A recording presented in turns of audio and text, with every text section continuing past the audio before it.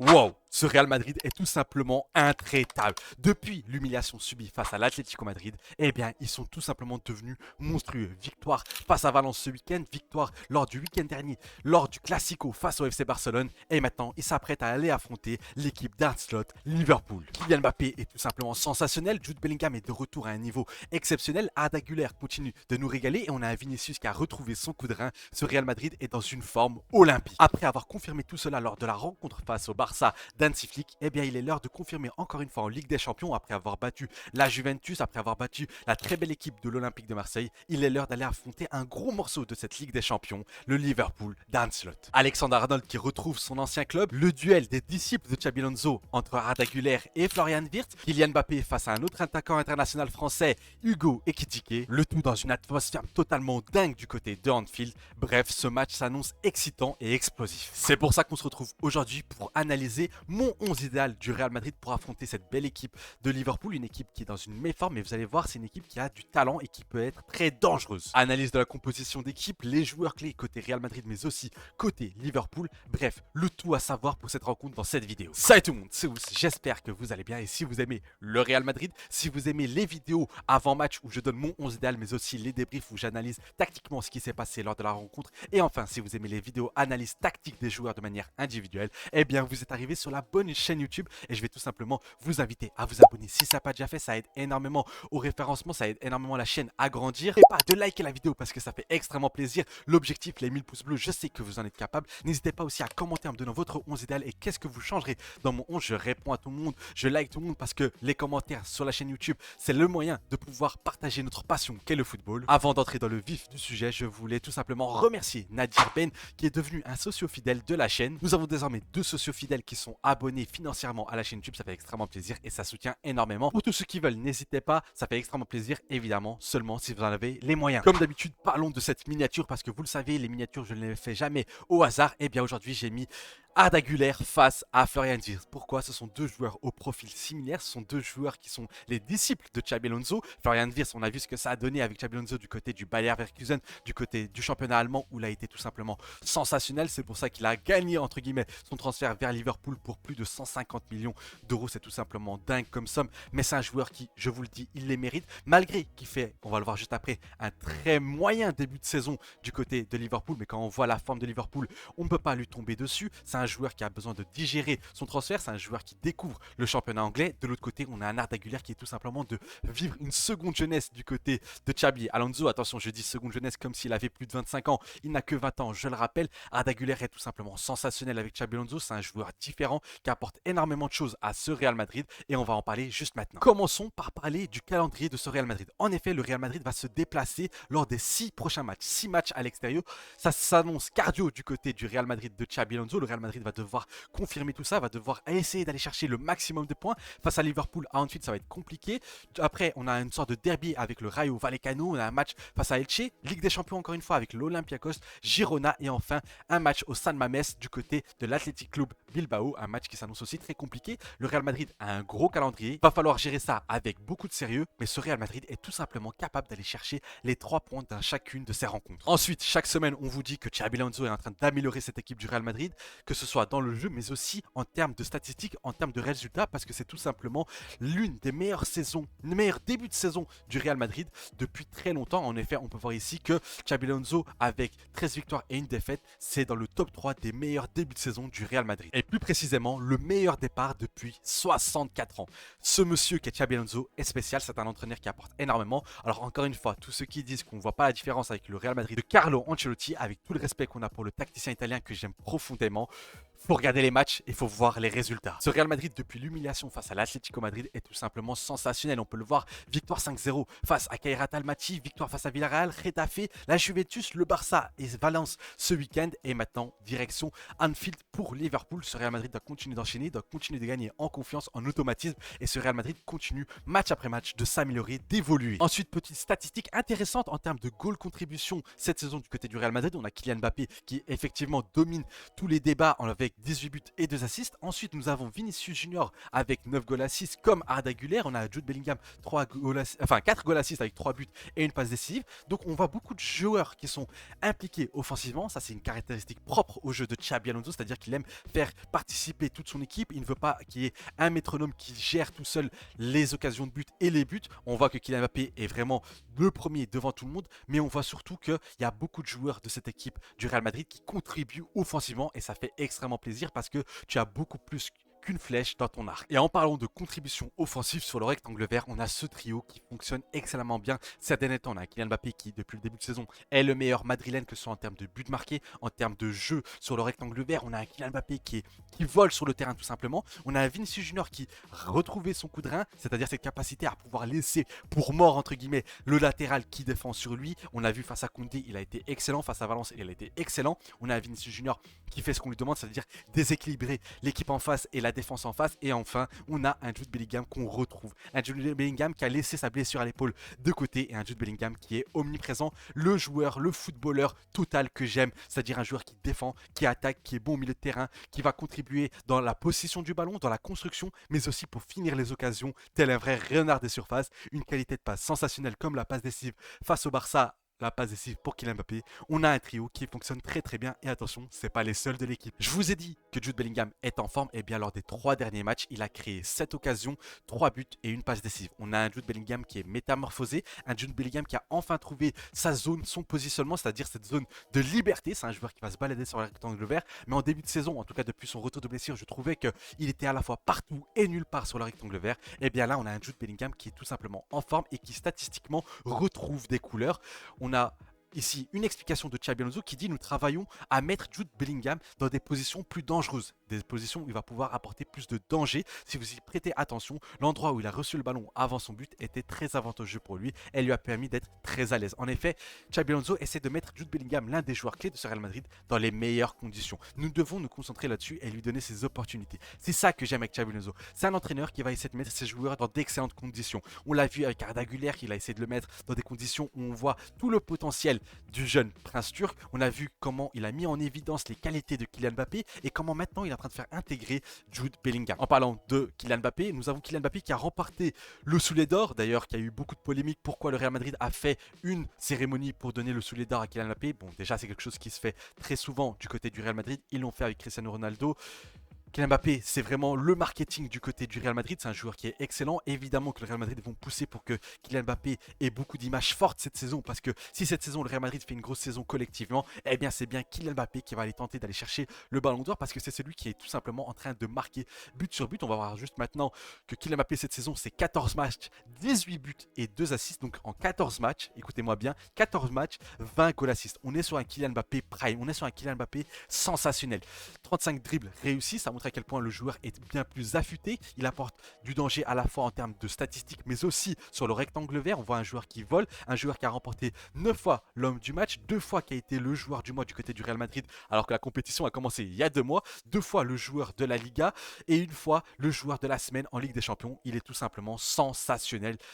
Et pourquoi? Notamment grâce à Arda Güler. Attention, c'est pas que grâce à Arda Güler, mais ce duo-là fonctionne excellemment bien. Encore une fois, ce week-end, face à Valence, on a eu un duo entre le prince turc et Kylian Mbappé qui nous rappelle encore une fois Mesut Özil et Cristiano Ronaldo. Encore une fois, ces deux joueurs se trouvent les yeux fermés. Vous pouvez le voir au nombre d'assists qu'a effectué Arda Güler pour Kylian Mbappé. Et bien, vous pouvez le voir tout simplement, les 7 derniers, c'est pour Kylian Mbappé. Ça montre à quel point Arda Güler, Kylian Mbappé, c'est une connexion qui fonctionne très très bien. C'est tout simplement un cheat code. Les deux se trouvent trop facilement et ça apporte énormément de danger. D'ailleurs, Arda Güler est tout simplement sensationnel encore une fois cette saison où il a contribué à 3 buts, 6 passes décisives et 40 occasions créées. Le tout, vous pouvez voir ici, en 12 titularisations. Ça veut dire 9 goals assists en 12 titularisations. On est qu'au mois de novembre, le 3 novembre exactement. On a un Arda Güler qui est sensationnel et ça fait extrêmement plaisir parce que vous le savez, c'est mon chouchou, c'est mon joueur que j'ai toujours voulu croire en lui parce que c'est un joueur différent. Maintenant, pour parler un peu de Liverpool, c'est une équipe qui est en grande difficulté en ce début de saison, celle qui avait pourtant impressionné la saison dernière du côté de la Première Ligue.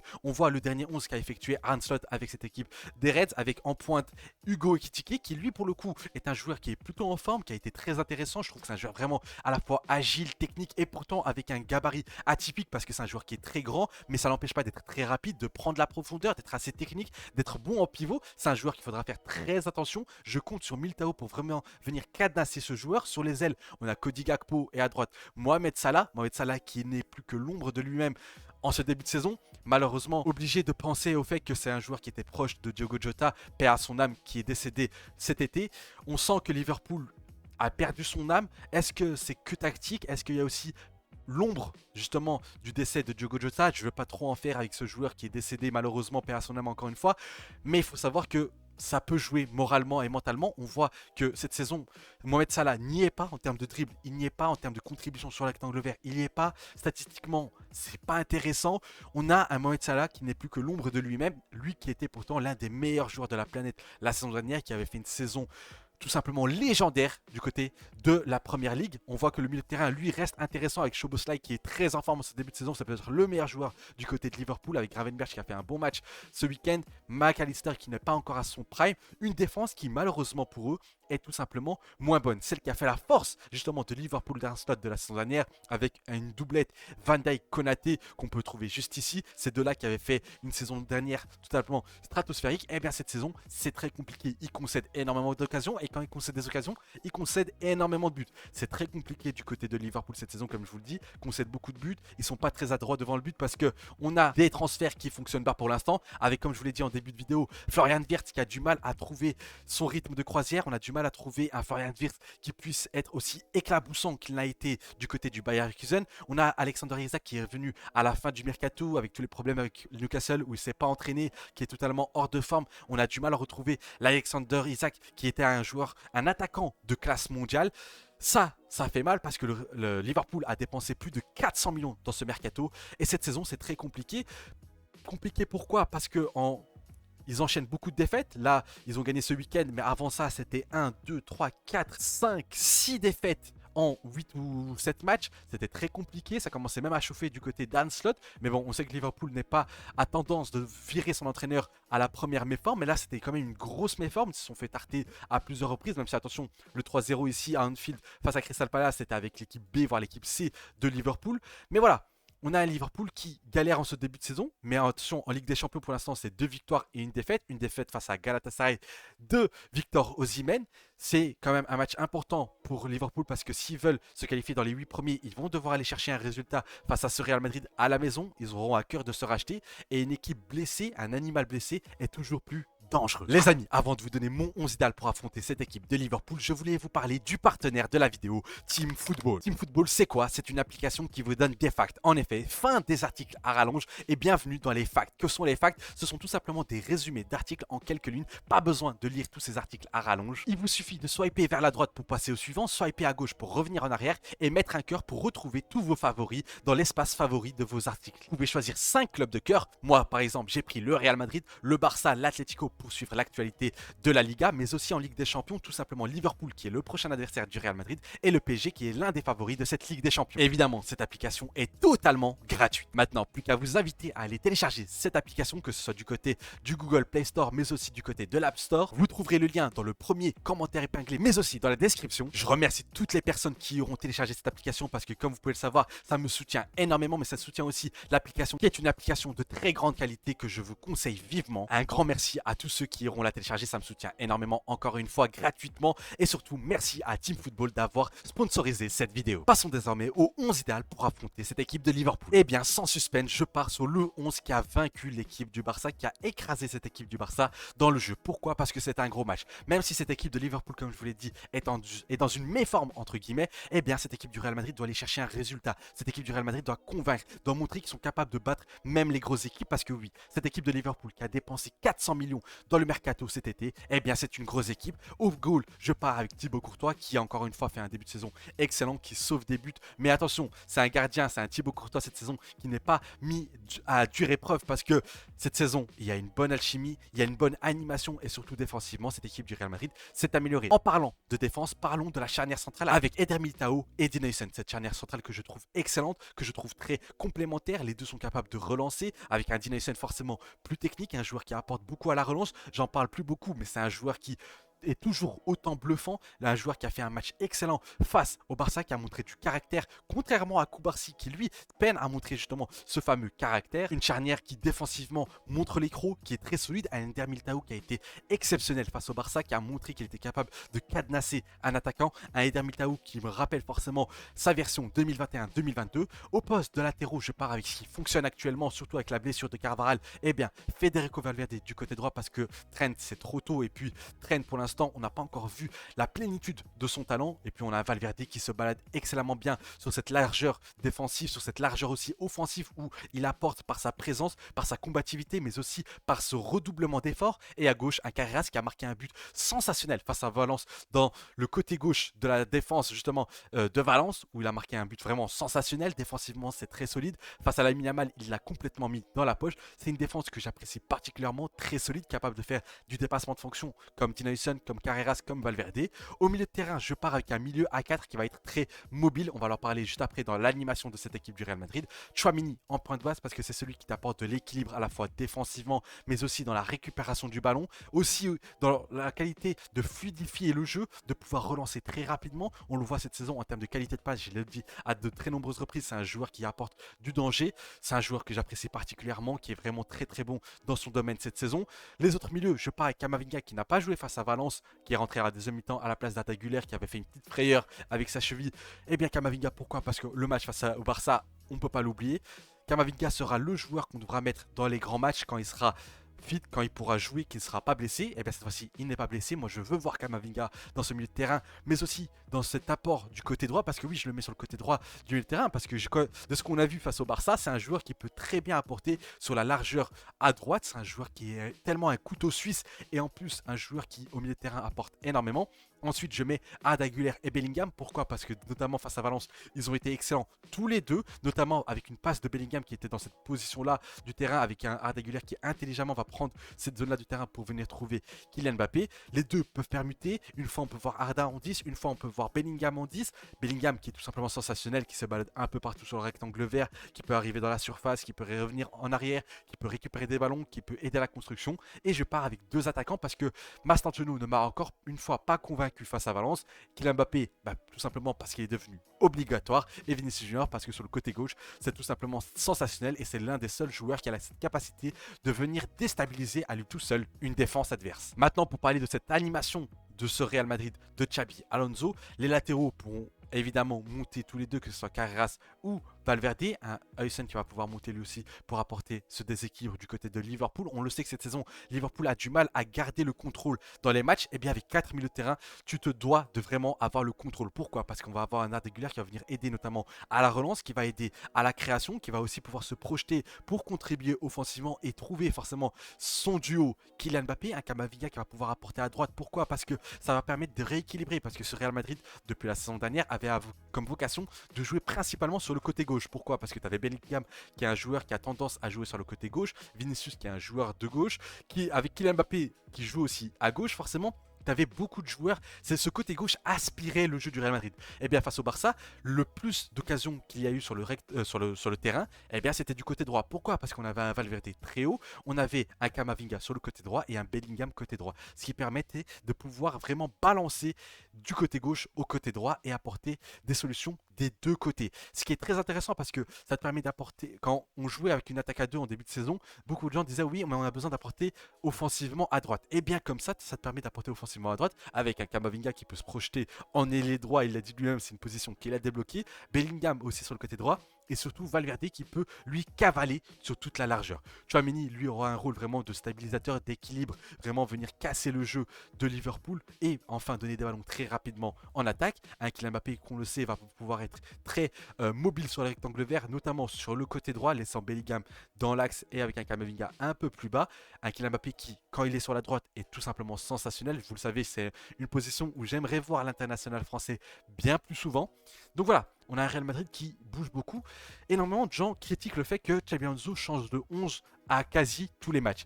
Eh bien, c'est tout simplement pour rendre ce Real Madrid imprévisible. Pour l'instant, ça fonctionne excellemment bien parce qu'en 14 matchs, c'est 13 victoires, notamment face à la Juventus, notamment face à Marseille, notamment face au Barça lors du Classico. Donc pour l'instant, c'est une recette qui fonctionne bien pour le tacticien basque et j'ai envie de continuer à voir ça. Maintenant, vous le savez, Xabi Alonso est capable de surprise face à cette équipe de Liverpool que, on le sait, dorénavant, le Real Madrid étudie beaucoup mieux son adversaire. On pourrait voir un ailier droit comme Brahim Diaz, comme Hendrick, parce que attention, Hendrick, il ne faut pas l'enterrer. Hendrick a cette capacité de jouer à droite. D'ailleurs, peut-être qu'on en fera une vidéo si ça vous intéresse pour parler un peu du cas Hendrick, parce que pour moi, c'est un joueur qui peut jouer sur le côté droit et qui peut apporter notamment peut-être presque plus qu'un Mastantuono. Valverde va pouvoir apporter dans la largeur à droite. Ça peut aussi se transformer en défense à 3 avec Carreras ici, Heusen, Militao, et ainsi avoir Tchouaméni, Arda Güler et un double 10 entre guillemets avec Camavinga plus haut sur le terrain, parce qu'on le sait, dans les petits espaces, Eduardo est très très bon. Donc voilà, c'est un Real Madrid qui va encore une fois bouger énormément dans l'animation, c'est quelque chose qui me plaît, ça correspond au football moderne. Un Real Madrid qui va venir presser, parce que côté Liverpool, on a une équipe qui a perdu entre guillemets son âme, c'est-à-dire c'est plus l'équipe autant énergivore qui va courir autant partout, qui va venir presser très très haut. On a une équipe de Liverpool qui est bien moins bonne physiquement. Est-ce qu'il paye les pots cassés de la saison dernière? Peut-être un peu comme le FC Barcelone, mais en tout cas ce Real Madrid, on l'a vu notamment face au Barça, à de nombreuses reprises, des séquences où ils viennent chercher très très haut leur adversaire. Camavinga qui vient très haut pour venir presser la défense, Bellingham pareil, Vinicius pareil, Mbappé et Valverde ou un Arda Güler. Donc voilà, cette équipe du Real Madrid va devoir attaquer à 5-6 et défendre avec autant de joueurs. Avant de conclure cette vidéo, passons au pronostic de cette rencontre. C'est un choc pour moi du côté du Real Madrid face à Liverpool. Pour moi, c'est un gros match, même si cette équipe de Liverpool, encore une fois, je vous l'ai dit, n'est pas au meilleur de sa forme. Quel pronostic? Eh bien moi je vois le Real Madrid continuer dans leur lancée et aller chercher une bonne victoire, une grosse victoire face aux Reds de Liverpool à Anfield. Une grosse victoire à Anfield, même si attention cette saison, Liverpool a déjà perdu face à Anfield. Je vois un 1-3 pour le Real Madrid, un 3-1 pour le Real Madrid, avec Kylian Mbappé buteur, Bellingham buteur, et peut-être même un doublé de Kylian Mbappé qui continuerait de performer et de montrer que cette saison, s'il y a bien un joueur qui va aller chercher son ballon d'or, c'est Kylian Mbappé, même si attention, on n'enterre pas Harry Kane. Maintenant j'attends vos pronostics en commentaire, ça me fait extrêmement plaisir de les lire et de pouvoir revenir dans la prochaine vidéo pour discuter de ça. D'ailleurs, en parlant de prochaine vidéo, je vais vous inviter tout simplement à vous abonner à la chaîne YouTube si ce n'est pas déjà fait, mettre la cloche de notification pour ne pas rater justement le débrief le lendemain à 11h comme d'habitude. On va analyser cette rencontre en détail. N'hésitez pas aussi à liker la vidéo si ce n'est pas déjà fait, ça aide énormément le créateur de contenu, excusez-moi, et en l'occurrence moi-même. N'hésitez pas à télécharger l'application et merci encore une fois à Team Football d'avoir été le partenaire, d'avoir sponsorisé cette vidéo. Bref, je vous dis à très vite, c'était Ous et un avis dans et dans la mer.